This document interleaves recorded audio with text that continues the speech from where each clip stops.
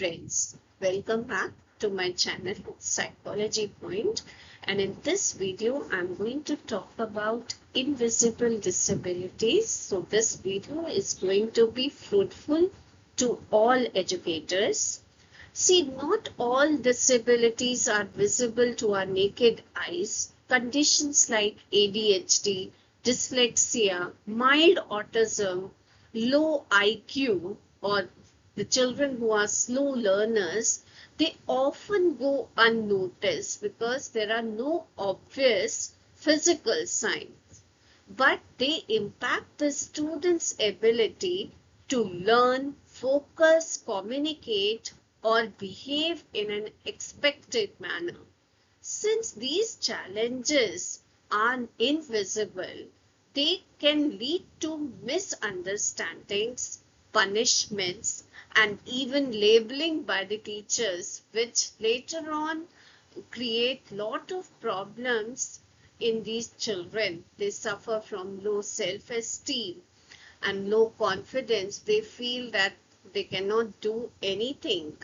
So today's session is going to uh, help teachers, counselors, and educators to recognize these silent struggles. As educators and caregivers, it is crucial to look beyond what meets the eye. This session aims to raise awareness, helping the students who may be silently battling the conditions that hinder their performance and participation. So we need to respond with empathy by equipping ourselves with the knowledge, sensitivity, and tools. We can create inclusive classrooms in which all the children, whether they are having disabilities or not having disabilities, feel supported, understood, and valued. Okay, now let us discuss the warning signs of SLD, which is a common uh, invisible disability in the classrooms. These children, they have difficulty in learning letters, sounds, or basic reading. Their spellings are poor, their handwriting is very bad, they have trouble in following directions, they avoid reading or writing tasks.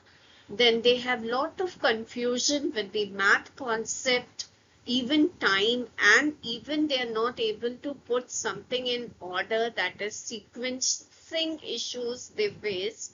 Then low self-esteem also despite effort. Okay, so now let's see what is ADHD. What are the symptoms of ADHD which needs attention? See, as a teacher, you must be finding some children in your class, those who those who do not sit on their places, those who are easily distracted, those who forget the things, those who do not follow the instructions, those who talk excessively, those who have difficulty in completing their assignments, those who experience mood swings, those who interrupts, and those who cannot wait for their turns. So they can be detected with ADHD. So now let us talk about some of the facts. First thing, all of you kindly note, if the child's IQ is low, then he might be a slow learner, but he cannot have any specific learning disability. Only if the child's IQ is average and still he is not performing well, then he can go to a clinical psychologist or a special educator and take an SLD assessment. Now, their IQ is okay, but the brain process the information differently, and that is why the problem might not be theirs, but it is ours. We are not able to teach them differently. Then their brain wiring is different. uh, you must be knowing about the left brain and right brain and the neural connections which establishes. So there the problem is neurological and not the behavioral. Now this neurological issue in these children result in difficulties in academics, organization and social skills. And the data is very alarming. In the class of 40, 4 to 5 children might be having some or the other specific learning disability, and it is lifelong. It varies with age and severity. That is why the early detection is advisable so that the learning gap is less and the special educators can help. Next thing that we'll talk about is twice exceptional. That is, on one hand, these children are disabled, but on the other hand, they are gifted. So it is our responsibility as teachers or mothers to recognize in which area my child is gifted and to enhance that throughout the life instead of expecting themselves to do very well in academics. Okay, so now let us discuss various strategies which can be used with SLD students, which special educators suggest. Use of multisensory teaching methods, then repetition and reinforcement. Repetition is very, very important because the children, they will understand only when you repeat, and once they learn, then they will not forget.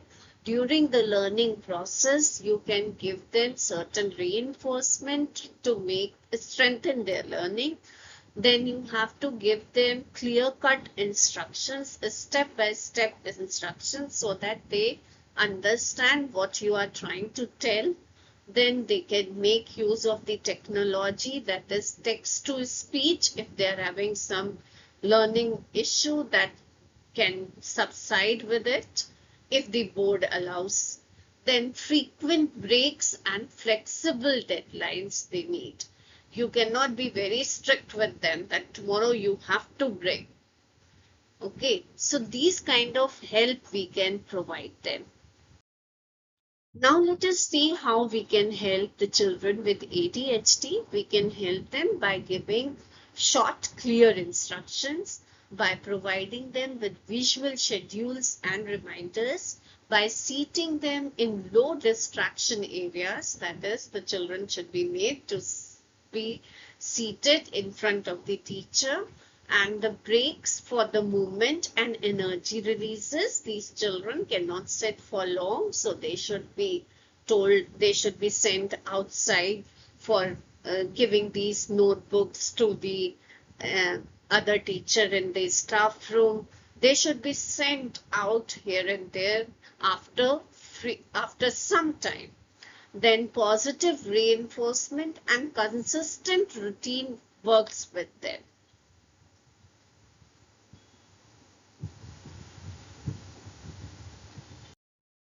Now let us see what type of challenges these children face, and we fail to understand them. Sometimes we label them that we should not. Then sometimes other children of their own class, they bully them, tease them. They have to suffer a lot apart from whatever challenges they are facing. Then these are the added on burden on them that uh, lowers their self-esteem and confidence, and they become withdrawn, they isolate themselves. So we should see that these things do not happen. For this, we need to sensitize the other children, their peers in the class, that yes, child, these children are suffering from these problems. See, like if we have some child who is suffering from physical disability in the class, since now it is the inclusive classroom, so we would be telling them, okay, child, he cannot walk, but you should help him to pick up his things, to hold his hand. The same way, we should guide them how to move about with these children, not to make fun of them. Yes, as I was telling you in the previous slide only, I had talked about sensitization. It is very crucial that peer awareness is there so that it can prevent bullying, and teachers' understanding will enable the support.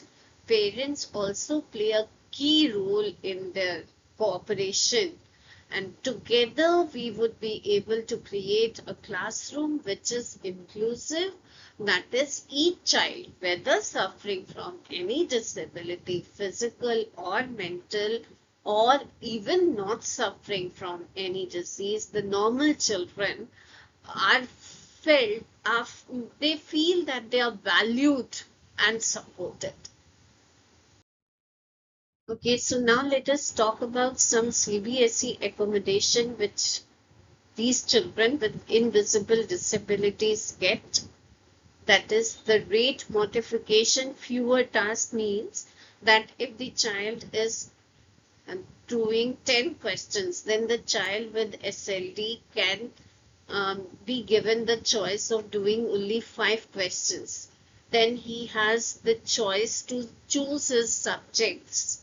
Then uh, we should have some sort of a buddy system in the class wherein he can get the support of his peers. Apart from this, the placement in the class, that he should sit in front of the teacher's desk. Then extra time in the examination is given to these children. Special devices, I'm not very sure of the recent change in this point, whether the calculators are allowed or not. Okay. So in the last, I would like to say that these children do require a fair chance. They do not require your sympathy, but they require your empathy as a teacher, as a parent, which will help them to recognize their strength along with their struggles. And this is what we can do. We should take the help of special educators. Thank you for watching. If you have any doubts, please do write in the comment section and I will take note of it.